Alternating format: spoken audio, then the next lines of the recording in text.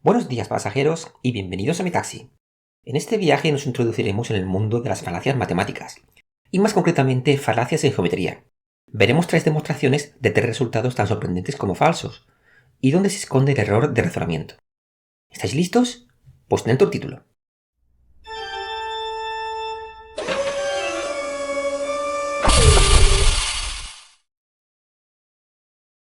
La geometría y el pensamiento deductivo siempre han ido cogidos de la mano. Históricamente, uno de los libros más importantes ha sido Los elementos de Euclides, donde a partir de 5 principios que tomamos como verdad, llamados axiomas, deducimos formalmente todos los resultados de la geometría plana clásica. Pero claro, hay que tener cuidado con los pasos, porque si no se hacen con el rigor apropiado, podemos acabar demostrando cosas que no tienen sentido ninguno. Parece ser que el propio Euclides escribió un libro dedicado a falacias como las que vamos a ver, pero que lamentablemente no ha llegado a nuestros días. Y esto de las falacias geométricas no es algo necesariamente del pasado. Hoy día todavía llegan a muchas revistas especializadas artículos de supuestos iluminados convencidos de que han conseguido demostrar la cuadratura del círculo, o como tuve ocasión de leer una vez, una demostración mediante construcciones geométricas, totalmente en serio, de que pi era igual a 3. Para comenzar, vamos a ver una falacia muy sencilla. Vamos a demostrar que para un punto cualquiera podemos construir una recta desde la que trazar dos segmentos perpendiculares distintos hasta dicho punto. Un resultado chocante, como podéis ver, y en contra de nuestra intuición. Antes de demostrarlo, vamos a hacer un pequeño recordatorio de un conocido teorema de geometría plana. En la demostración usaremos el siguiente resultado. Si tenemos una circunferencia, dos puntos diametralmente opuestos y un tercer punto en cualquier lugar de la circunferencia, entonces el ángulo que forma ese tercer punto con los otros dos es siempre un ángulo recto. ¿Vale? Pues sin más preámbulos, vamos con la demostración. A ver si sois capaces de encontrar el error. ¿Listos? Partimos de un punto cualquiera P y dibujamos dos círculos que pasen por dicho punto, que no sean tangentes, como mostramos en la imagen. A partir de P trazamos los diámetros de ambas circunferencias, que terminarán en sendos puntos diametralmente opuestos. Ahora unimos dichos puntos con un segmento, que cortará a ambas circunferencias en dos puntos R y S. Pues si formamos el triángulo compuesto por el diámetro de la circunferencia de la izquierda y R, por lo que hemos visto antes, este ángulo de aquí ha de ser recto. Y otro tanto pasa con este triángulo de la otra circunferencia. Entonces, efectivamente, acabamos de demostrar que los segmentos RP y SP son perpendiculares a este segmento amarillo, y hemos encontrado los dos puntos que estábamos buscando. Pero esto no puede ser, que nos hemos equivocado. Si queréis pensarlo, pausad un momento el vídeo porque ahora viene la explicación.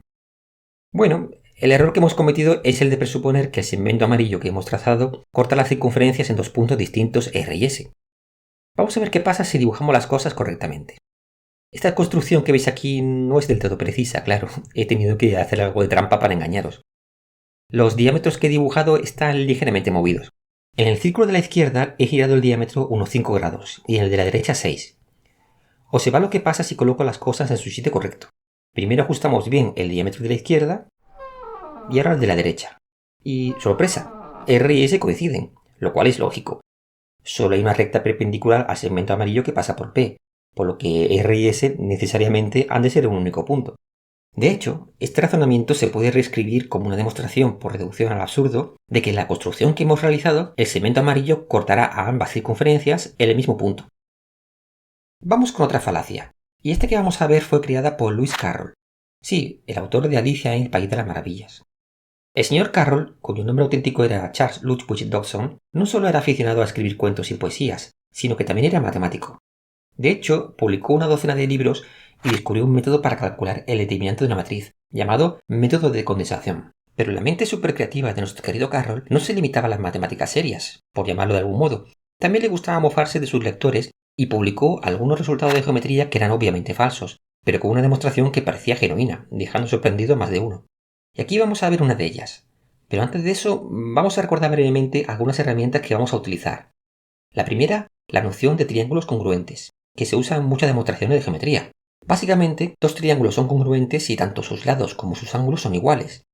Vamos, que a base de trasladar y girar, como en este caso, y posiblemente también reflejarlo en un espejo, como en este otro, podemos superponer perfectamente ambos triángulos.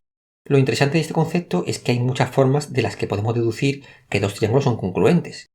Por ejemplo, si tienen dos lados iguales y los ángulos que los unen también lo son, entonces son congruentes. y podemos entonces deducir que también van a coincidir en el resto de sus elementos. Otros criterios para deducir que los triángulos son congruentes son que tengan tres lados iguales o que tengan un lado igual y dos ángulos iguales entre sí. En todos estos casos podemos deducir que son congruentes y por lo tanto todos los lados y todos los ángulos de ambos triángulos miden lo mismo. También recordemos una propiedad interesante de las mediatrices. Si tengo un segmento que va desde A a B y dibujo su mediatriz, es decir, la recta perpendicular que pasa justo por el punto medio, entonces cualquier punto de la mediatriz estará a la misma distancia de A que de B. Y recordado esto, ahora sí que sí, pasamos a la demostración.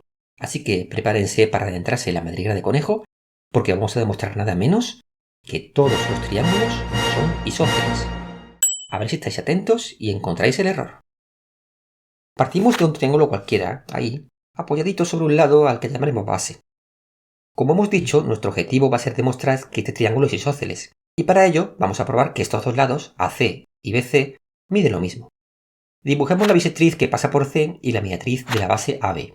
Es fácil ver que si esta bisectriz y esta mediatriz fueran paralelas, el triángulo ya sería isósceles, por lo que podemos asumir que se cortarán en un punto, al que llamaremos O. Vamos a dibujar desde O dos lados perpendiculares a los lados AC y BC, como vemos en la imagen, dividiendo estos lados en dos partes, la parte de arriba y la parte de abajo. Vamos a probar que las partes de arriba miden lo mismo y que lo mismo ocurre con las partes de abajo, llegando a la conclusión de que AC y BC miden lo mismo y por lo tanto nuestro triángulo será isósceles. Si observamos los dos triángulos superiores que ha marcado la bisectriz, estos ángulos miden lo mismo, porque la bisectriz divide el ángulo en dos partes iguales. Y estos también, porque son dos ángulos rectos. Por lo tanto, tenemos que estos triángulos son congruentes. De hecho, uno es el reflejado del otro respecto de la bisectriz. Y claro, si son congruentes, estos lados son iguales. Por lo tanto, ya hemos probado que el trozo superior de los lados AC y BC mide lo mismo. Además, también tenemos que estos segmentos de aquí son iguales. Fijémonos ahora en la parte de abajo. Con este podemos razonar de manera muy similar. Ahora nos centramos en la mediatriz y dibujamos los segmentos que van desde O hasta los vértices A y B. Por estar O en la mediatriz, los segmentos OA y OB miden lo mismo. Y estos ángulos son rectos, por lo que ahí tenemos dos triángulos rectángulos que tienen dos lados iguales. Y aplicando el teorema de Pitágoras, se obtiene inmediatamente que su tercer lado también ha de ser igual. Acabamos de probar que las partes inferiores de los lados AC y BC son iguales. Y como antes hemos visto que las partes superiores también lo eran, pues llegamos a la conclusión de que AC y BC son iguales, y el triángulo es isósceles. ¿Qué? ¿Hemos vivido engañados todo este tiempo? ¿Los triángulos escalenos son una invención? Aún más, repitiendo este razonamiento, con otro par de lados, deduciríamos que también son iguales, y por lo tanto, el triángulo sería equilátero.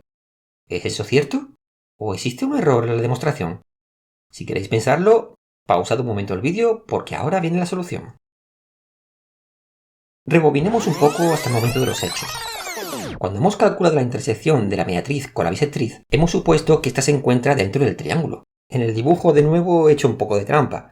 Y no he dibujado la bisectriz exacta, sino que la he girado 3 grados y para la mediatriz la he desplazado un 2% de la longitud de la base, para conseguir que se corten dentro del triángulo. Si usamos la bisectriz y mediatriz reales, pues mira dónde se corta. Y si el punto está fuera del triángulo, esto invalida los siguientes pasos. ¿Y por qué eso es así? Bueno, pues resulta que si lanzamos ahora las rectas perpendiculares a los lados AC y BC, una de esas rectas no cortará al lado, sino a la prolongación del lado, como veis en la imagen. De hecho, podéis comprobar que si repetimos los pasos que hemos hecho ahora de manera correcta, veremos que lo que en realidad hemos demostrado para el lado derecho del triángulo no es esto, sino esto. Sutil, ¿verdad? Gracias, señor Carroll, por este no teorema y que pase un feliz no cumpleaños. Y vamos ahora con la última de las falacias geométricas. Esta vez vamos a demostrar este sorprendente teorema. Si tenemos un cuadrilátero con dos lados opuestos de igual longitud, entonces los otros dos lados son paralelos, es decir, es un trapecio. La idea de la demostración que vamos a realizar es que si colocamos el cuadrilátero apoyadito en una base, con los lados iguales en los laterales, y probamos que los ángulos de la base son iguales, entonces los extremos de los lados estarán a la misma distancia de la base. Y por lo tanto el lado de arriba será paralelo al de abajo. Por lo tanto, vamos a probar que estos ángulos de aquí son iguales si estos lados son iguales. Partimos de este cuadrilátero apoyado en un lado que llamaremos base y con los lados de los extremos de igual longitud. Queremos probar que los lados de arriba y abajo, AD y BC, son paralelos. Vamos a dibujar las mediatrices de dichos lados. Observad que si dichas rectas fueran paralelas, entonces AD y BC también lo serían, por lo que podemos asumir que se cortan en un punto O. Trazamos los segmentos de O hasta los vértices de nuestro cuadrilátero. Observad que como el punto O se encuentra sobre la mediatriz de B y C, el triángulo con vértices O, B y C es un triángulo isósceles, porque O está a la misma distancia de B que de C, y al ser un triángulo isósceles, también tiene estos ángulos de aquí iguales entre sí. Por otro lado, veamos estos dos triángulos. Estos lados son iguales porque O está en la mediatriz de A y D. Estos otros también son iguales porque, como hemos visto antes, O está en la mediatriz de B y C. Y estos otros también lo son porque partimos de la hipótesis de que son iguales. Por lo tanto, estos triángulos son congruentes. Y esto, entre otras cosas, nos dice que estos dos ángulos de aquí son iguales. Y si los ángulos verdes son iguales y los rojos también, entonces la suma de ambos también lo son. Y por lo tanto, acabamos de demostrar que los lados AD y BC han de ser paralelos. Bueno, más o menos. ¿Habéis sido capaces de encontrar el error? Si alguno pensáis que es similar al anterior, porque el punto no puede estar fuera del cuadrilátero, bueno, pues no ese es el error. De hecho, dependiendo del cuadrilátero, el punto O puede estar dentro o fuera, y el razonamiento es similar en ambos casos, o sea que no van por ahí los tiros. Vamos a rebobinar de nuevo hasta el principio. Como antes, el dibujo que he realizado no es correcto. He movido la mediatriz del lado superior un 5% y la mediatriz del lado inferior otro 5%. Veamos qué ocurre si colocamos las mediatrices donde deben estar.